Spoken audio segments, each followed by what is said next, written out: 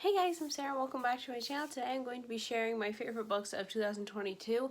I know I'm a little late on this, but when you take a break from filming in February when everybody's doing their favorite reads videos, you kind of miss the bandwagon. So hopefully nobody minds that I'm doing this a little later.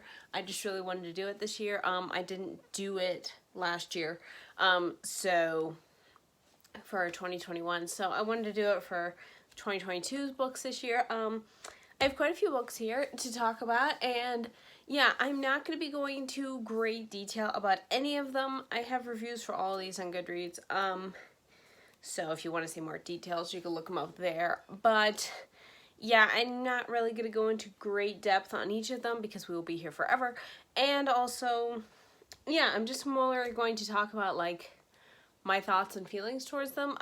And yeah, I think I've mentioned nearly all of these on my channel in some video or another. I think there's only about one or two. Actually, it might be only just one of the books that I have not talked about at all on this channel, even though I love it. So here's that. This stack is also not going to include any rereads. I did read several 5-star rereads last year. These are all 5-star books, by the way. And there are several 4.5-star books that almost made it to this list, but I decided not. I was going to do them as honorable mentions, but I had so many of them, so I decided not to. Mainly because there were just so many of them, and I didn't want to make this video a million years long. So with that, I think we'll just jump right into each of the books. And these are in rough order of when I read them. So these are roughly in the order that I read them throughout the year. And the first one we have here is The Sultan and the Storyteller by Lucille Slater, I believe. Is how you say the author's name? I'm not fully sure. It's up here. This is one of the books in a Villains Ever After series, which is basically, these are, ow. I smacked myself with the book. Anyways, these are all standalone novellas in a series where basically villains of fairy tales get happily ever afters. And this is a retelling of the 1001 Arabian Nights. I really enjoyed this, and this was one of the ones of the books that when I first heard the announcement, I really liked a lot of what they said, or because I read all of them, but initially when they were first released, I liked all the covers, of course, because the covers are all gorgeous. You can't really see with the sticker, but you can see with another book I'm going to show you. And yeah, but this is one of the ones when I first heard of the series that I didn't think I would like. So inevitably I ended up liking it. I'm not even fully sure why I liked this one. I don't know. I think it had the desert vibes. The romance worked, even though it's a novella, so, not a lot of time to develop it, but the author did it amazingly well. I will say there is one fade to black scene between a married couple in here. It's not detailed in any way or anything like that, but it's kind of mentioned what they're going to do, and then it's just a fade to black. So be advised if you're wary or just not comfortable reading books like that, but it was not graphic in any way. Let's just put it that way. So yeah. But yeah, I really enjoyed this one. I do want to check out more books by this author, but yeah, honestly, the one I thought I wouldn't like, I ended up really, really liking. So, there you go for that. And okay, the next one is in the same vein. Let me just switch that for real quick. And that is The Dark King and the Eternal Dance by Alesha Adamson. This is part of the same Villains Ever After series. This is a combination retelling of the 12 Dancing Princesses and, Hades and Persephone, the Greek myth. So, it kind of has the fairy tale vibe, but it also has kind of like Greekish undertones, and I thought that was really cool. This is my example of like the covers that they did, because they were all done by the same cover designer. They're really, really pretty. And this one, there's actually a funny story behind this one. This one, originally when I read it back in, I think it was like January of 2022. So back when I read this one, I originally marked this as 4 stars. Because I really liked it. I liked the characters. I liked the setting, the mix of the two, the myth and the fairy tale. And I liked it, but at the time, I guess I didn't think it was up there more, but then throughout the entire year, I could not stop thinking about this book. I don't know why it would just come up at random parts or random times, and then I was just like, okay, this is obviously a 5-star book because some of the other ones that I had marked as 4 stars in this series, you know, some of the details got a little fuzzy, or I just didn't think about it that much, but this one, like, I just kept thinking about it, or it would just pop up randomly, thoughts about it. So then I was just like, okay, this is obviously a 5-star book, so I bumped up the rating before I did this video. And I just really like this one. It's really good. This was the author's debut book, and she did an amazing job with it. I'm very curious to read her second book that she has out now, which is set in the same world. It's also, I think, a Greek myth and a fairy tale mashup. I know the fairy tale is Little Red Riding Hood. I don't remember what the Greek myth is. But yeah, I'm very excited to read that one, and I really loved this one. Obviously, because I bumped it up, even though I originally didn't have it as a 5-star book. The next one's a slight cheater, at least. It's a cheater in the book I'm showing, but it's a series that is not complete yet, and that is the Second Age of Retha series. This is book 1, The Luckless. This is by A.M. Sohma, which is a pen name for K.M. Shia. So this is a very interesting story. It is basically a fantasy video game story. Now, let me clarify. Basically, the whole premise of the series is the characters in our world, they go into this, like, full immersion simulation video game, which is a fantasy, which is Retha. And when they go in, there's a glitch in the system, and people can't log off. Therefore, they're all trapped inside this video game. And the only way out is to go on this quest and defeat this, like, real big bad guy that no one in the game has ever defeated in order to automatically be logged off. And then they'll, you know, not die. So basically, yeah, the whole premise is they're stuck in this video game, and they have to basically play their way out of it in order to survive in the real world. And yeah, it's a very intriguing concept. I wasn't sure about the video game aspect at first, but the author explains it enough so that even if you're not into video games like me, you know, like a person like me who's not really into video games, like, I've played some in the past, but I'm not, like, a fanatic, especially these, lit RPG. I'm not quite sure. It's like a multiplayer type thing. I've never been into one of those, so, but the author explains it enough so that it makes sense to the story and to what's going on, and you can keep up with it. And it's also a fantasy, so you're stuck in a fantasy game. So there's, like, dragons, and there's, like, elves. Like, our main character her character's an elf, which is kind of not helping her any. But yeah, and I just really, really love this series. This was, I think, yeah, this was the second series by K.M. Shia under her pen name that I've read. And I just really fell in love with it. I love these characters. It is currently not complete. I think there's going to be 4 or 5 books in the series. There's currently 3 out. And why I say this is a cheat, I technically read The Luckless, book 1, in 2021. I read it in, like, December, but I read books 2 and 3, The Desperate Quest and The Revived, in 2022, in January. They were very close. The library just didn't get them to me in time in December, so yeah, this is why I'm showing the first book, just so that people know what to look for the first book. But yeah, technically I read books 2 and 3 in 2022, but I love this whole series. In fact, now that I've checked this out to show it for this video, I'm tempted to keep it and reread it. I might yet do that. But yeah, I love this author's work. This is definitely one of her standout series. Currently, at least with the way book 3 ends, it's not a cliffhanger, so if you just want to read and catch up to what's already published, but are worried about cliffhangers, there's no cliffhanger at the end of book 3.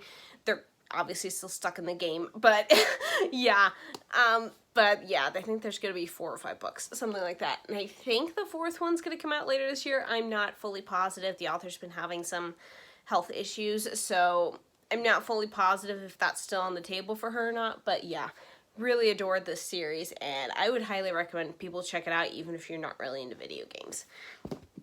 Okay, and the next book, sorry, just let me remove this again. The next one I read is an entire series, and that is Library Wars. This is a manga series, and I adore it. It is my second favorite manga series ever, which is a feat that, in case you're curious or you haven't been around much, the first one is Yona the Dawn.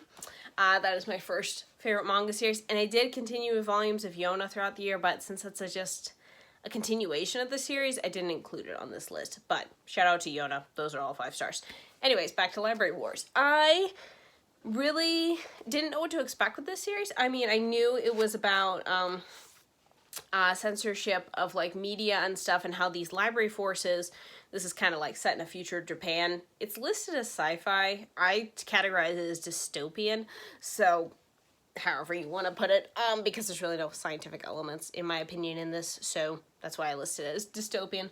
Anyways, this is set in a future in Japan where censorship is a thing, and they have like banned certain books, and but the library forces, these different libraries throughout Japan have created library forces, to kind of fight against censorship and to like protect their libraries and their books and stuff from the opposing side, like trying to steal them or take them away or whatever. And yeah, this is just following a bunch of those characters, protecting the libraries and protecting the authors behind them, and just there's a lot of great conversations in these volumes about censorship.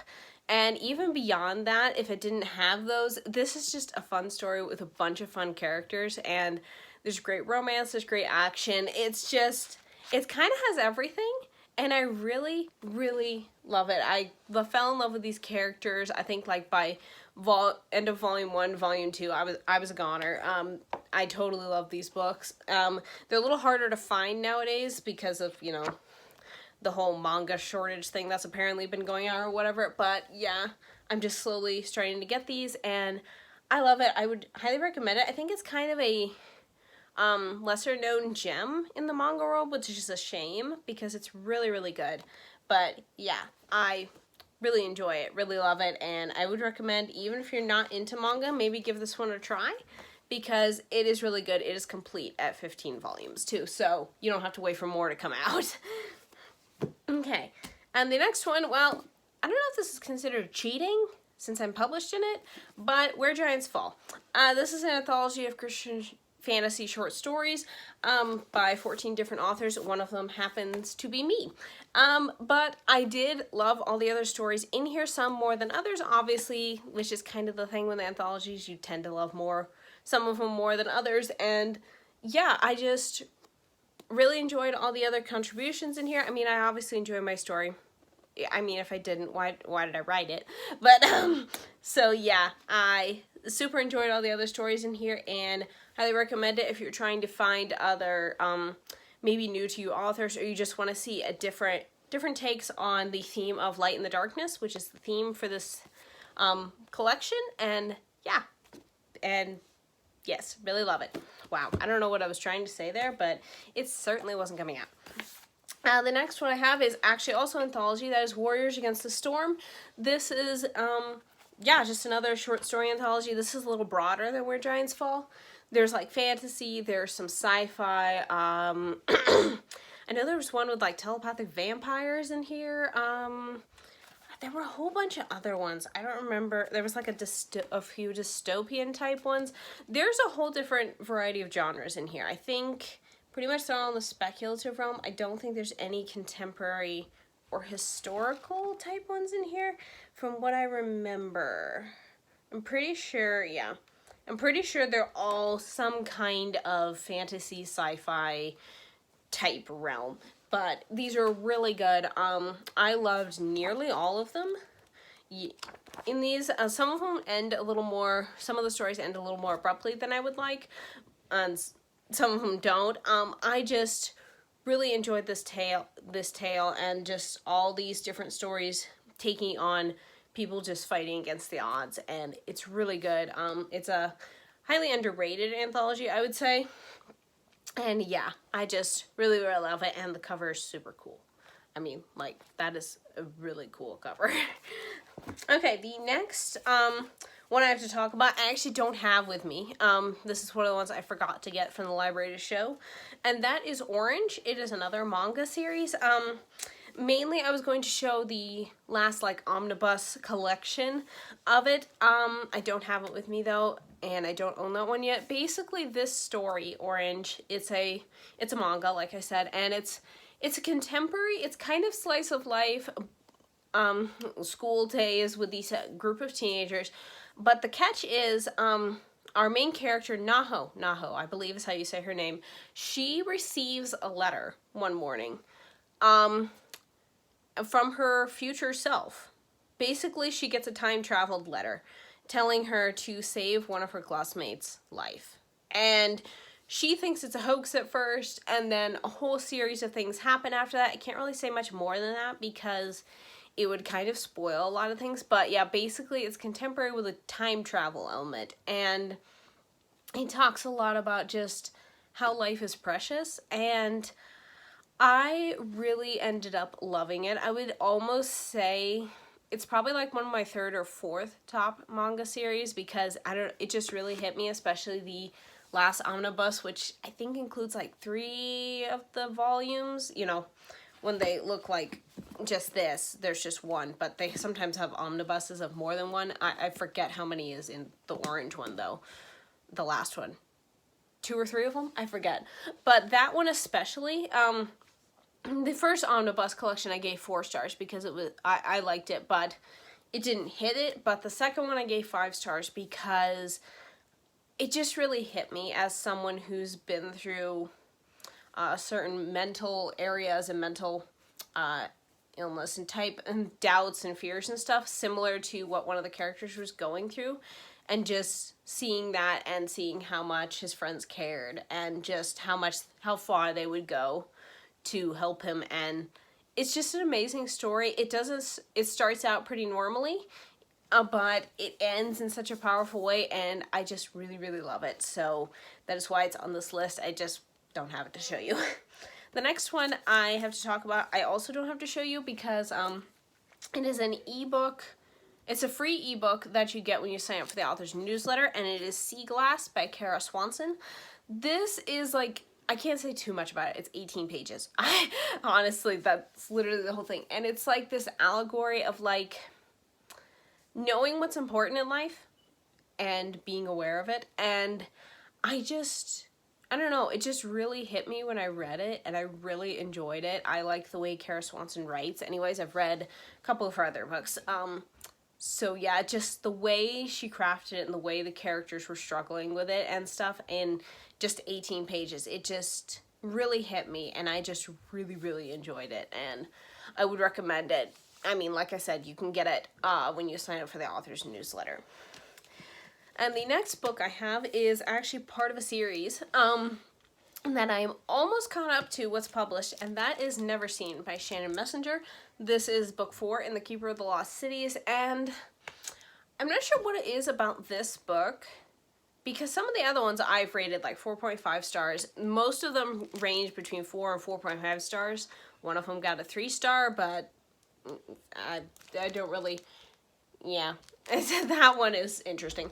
But I don't know what it was about Neverseen. I think it was just Sophie and her friends felt very, very connected in this one, and then they were just dealing with a lot of things, and there were different areas they were going in and dealing with, and just, I don't know, it just felt like it went to a different level than the first 3 books did, and it's just something about these characters and how they interacted with each other and what they were learning and what they were dealing with, and just, I don't know, something about this book really just hit me. The ending really hit me.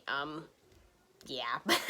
But, I mean, I obviously can't say much about it. It's the 4th book in a series, but I don't know, this one really did change my kind of, like, love for the series, because up to that point, I think the highest I'd rated a book in the series was 4.5 stars, and I think that was Everblaze, book 3. But, I don't know, something about this book just really upped my love for it, and just made me really want to keep going with it, and yeah, I don't know, I just really like this book, and just whatever Shannon Messenger was doing in it. It just I don't know, it just really hit me in a way, and I enjoyed it more than some of the other ones in the series. The next one is also the start of a series I have not continued yet, and that is Fierce Heart by Tara Grace. This is book 1 in the Elven Alliance series, and this is basically just a clean, sweet romance, human and elf romance, basically. And it is special. I was going to say it's nothing special, but it is special in its nothing specialness.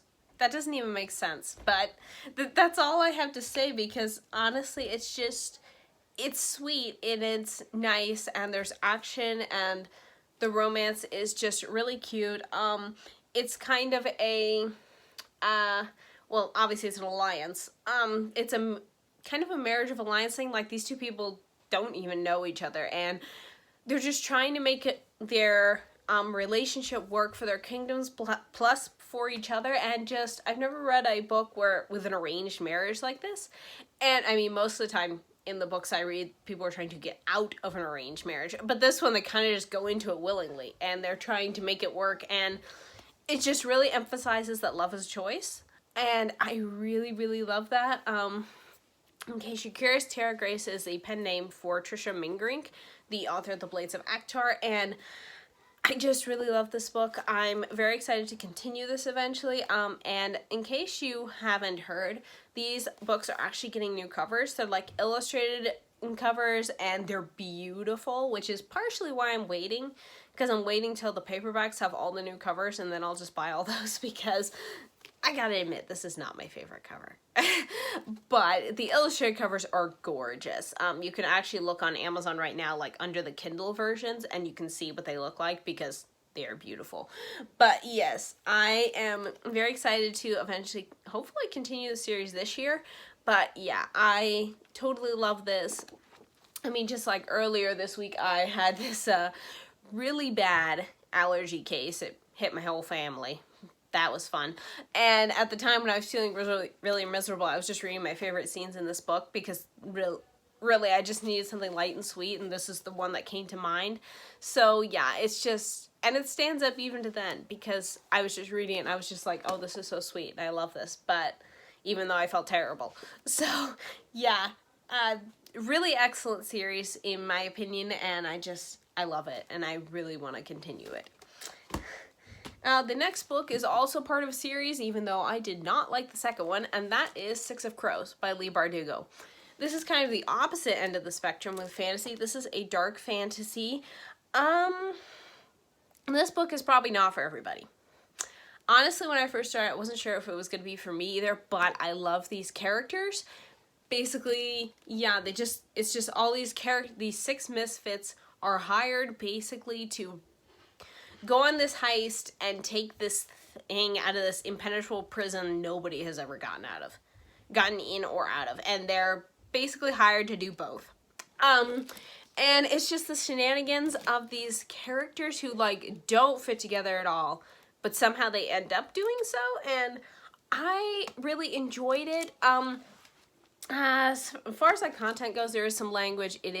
Could be a little more violent for some people. I didn't think it was that violent, but the second book, in my opinion, was more violent. But yes, I thoroughly enjoyed this book. Sadly, I did not like the second book, which is Crooked Kingdom.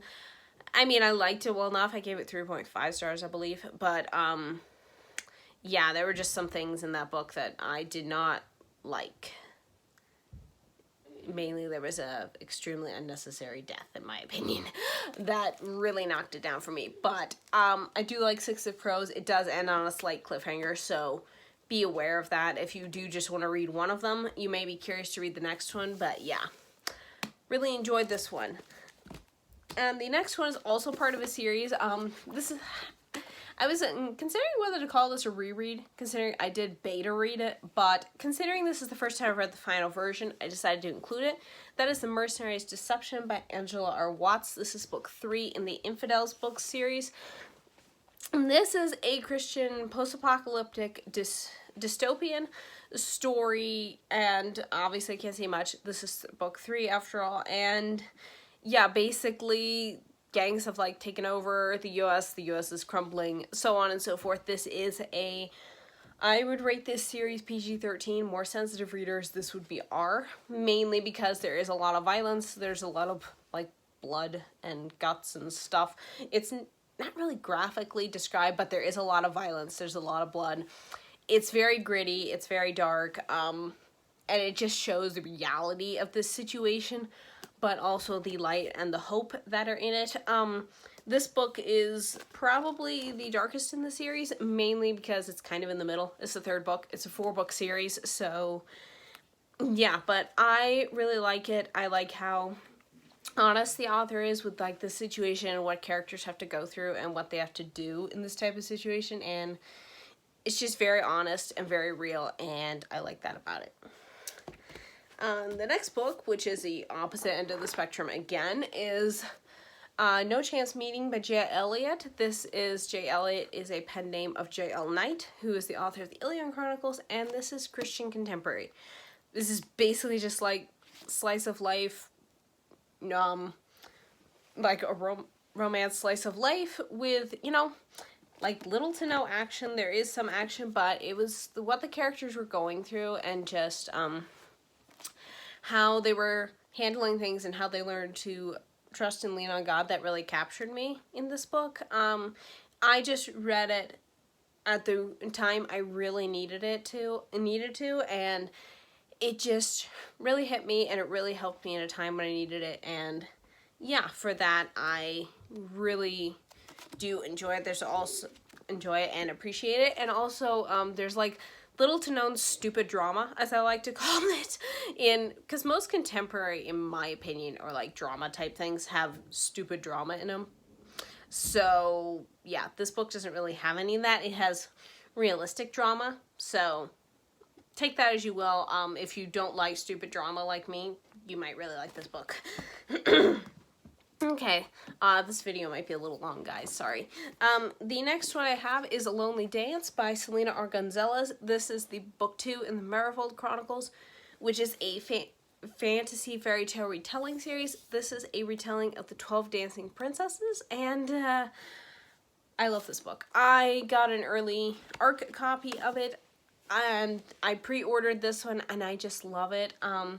What one of the main characters, Tristan, goes through, and just his struggles to forgive himself and just see himself as a good person, or even just a worthy person, just really hit me hard, mainly because I struggle with that a lot, and it just really hit me. It really is very healing. It's very just powerful book. I truly love this, and just what the characters are going through, and just everything they learn, and how they just learn to love and forgive each other again. It's just a beautiful story. I do recommend you read the first book, A Thieving Curse, before this one, because you will be spoiled for the ending of that book if you read this one first. But if you're not interested in the first book, you can totally just read this one as a standalone. And the next one, the next one I have to talk about is Back to Me by Michaela Bush. This is a Christian contemporary story. This is a no stupid drama book.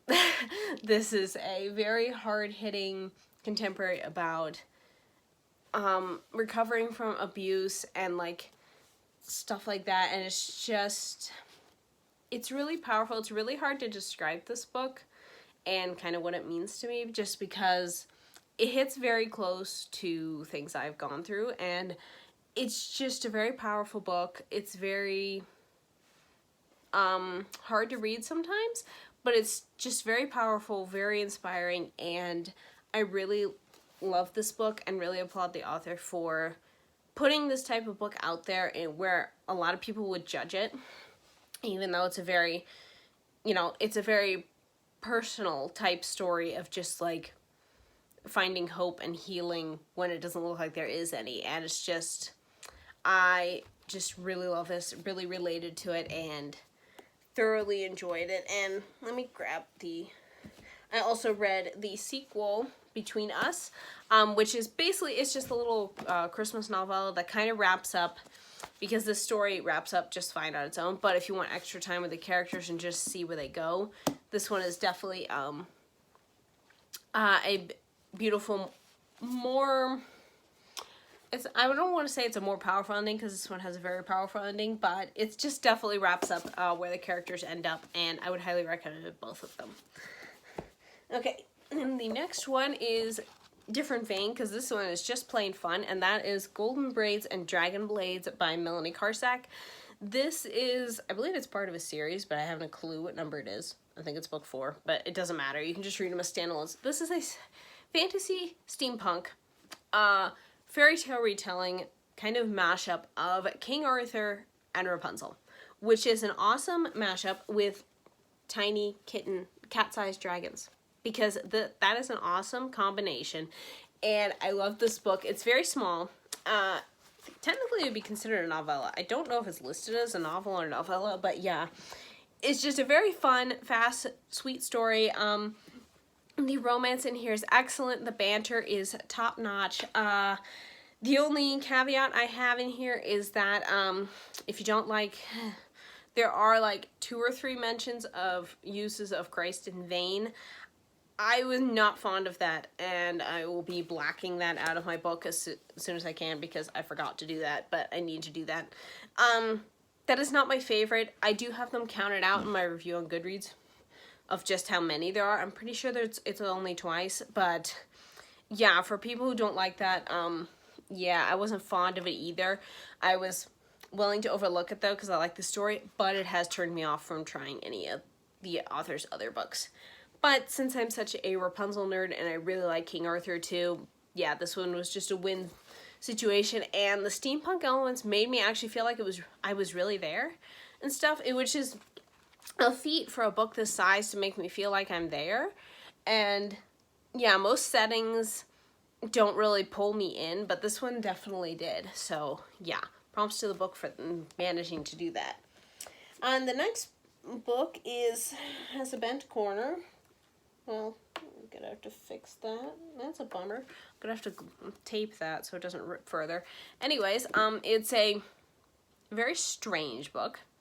I mean, it's not strange, but it's strange for me because I am not a horror person. But that is Zombie Takeover by Michelle Israel Harper. Yeah, this is a very strange book for me to like because I am not into zombies or horror. But for some bizarre reason, I've been fascinated by this book, so I decided to buy it, and I ended up really, really enjoying it. Candace is just such a relatable heroine, because, like, she's terrified of anything scary, like, same girl, and, yeah, and then she gets stuck, basically, in a zombie apocalypse with, like, one other guy, and it's, like, the 2 of them, and they're just like, okay, this is fun, and she's, of course, terrified out of her mind, so... yeah, it's just they're surviving it and going through it and stuff, and and Candace just finding her courage, and I just really enjoyed it. Surprisingly enough, this is also Christian. It's very low-key Christian, but Candace is a Christian. She does pray several times, and I just really like that the author put that in to a book that's not strictly Christian, but it's there, and yeah, I just really enjoyed how naturally she put that in there, and yeah, I really love this book. I'm very excited for whenever she decides to release book 2 in this series. And yeah, I don't know how many people watching my channel will actually get this book just because of the whole zombie thing, but it's not gory at all. It's actually really good. So I would say, look, if you're even mildly curious, look into it for yourself and see if you'd like it, because it surprised me. Okay, not the last book. I have like 3 books left, and the next one is Wishtress by Nadine Brandis. This is now officially my favorite Nadine Brandis book, which is which is a feat because I love Romanov. Romanov has been my favorite of hers, but no, Wishtress managed to bump it down, sadly. Not by much. It's like a slim hair that they're separated by, but Wishlist is just basically a fantasy, and it's like Dutch-inspired fantasy, and there's just so much going on. I love our 2 main characters, Mirth and Bastian. I love them. I love what they go through. It did, when I first read this book, it did take me a while to get into it, which I think was the mood I was in at the time, not the book itself, and which was really weird, because I read this one right after I read this one. Literally, like, directly after. Wow, okay. I did not mean to throw that. But anyways, but yeah, so I don't know if I was just still on the high from this one. Or from the way it wrecked me in the end. I'm not sure what it was, but I ended up really getting into this, really loving it, and the Christian allegory in here is not evident until the end, and I just loved how she did it. I love how she writes her books in general, her characters. I adore it. I adore this book, and it has a beautiful cover, so, you know, that's, you know, really good reason to love it. Okay, the last fiction book I have to talk about, I don't have a picture for or anything, so just imagine a cover here, and that is Rage Like the Gods by Nikki Chapelwaite. This is a clean adult high fantasy story, and basically we're in this world, these 5 people have been chosen by the gods of their fantasy world to basically save it. They're chosen as chosen ones to save the world from basically the undead, and the heroes that we meet 4 of them in the first book, and they're just like, yeah, no, we're not interested. We're just gonna go live our lives. So that's exactly what they do. They just go and decide to start living their lives, even though some of them know they're the chosen one, some of them do not.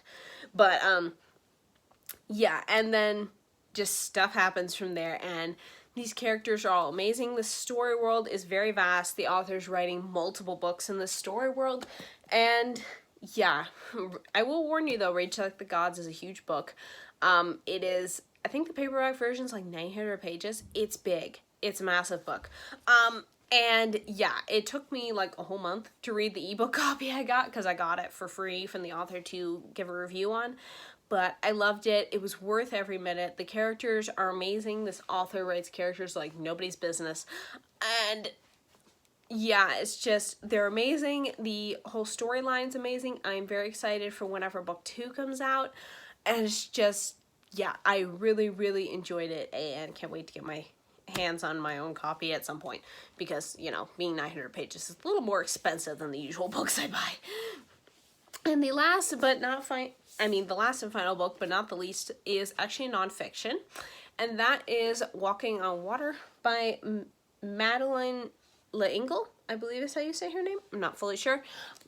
This is like it's basically reflections on faith and art. Basically, it's just her talking about how to, mainly for writers, I think it applies to other creatives as well, and just people in general, but it is geared towards writers because she is an author, or was.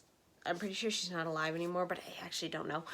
Anyways, yeah, this is just like a writing encouragement. It's just like, just how much God influences our art and our creativity, and just how amazing that is, and just how we should open ourselves up to that more and just learn to create more. And I honestly don't know how else to describe this book except that it's amazing, and I think everyone should read it because it's just amazing. It's thought-provoking, and I'll probably read it again this year because it is that amazing, and it just really helped me in a time when I needed it, with my own current writing project, and just how to view it differently between me and God working on the story together and stuff like that. It just encouraged me to look at it differently, and yes, I love this book for that. I love this book anyways.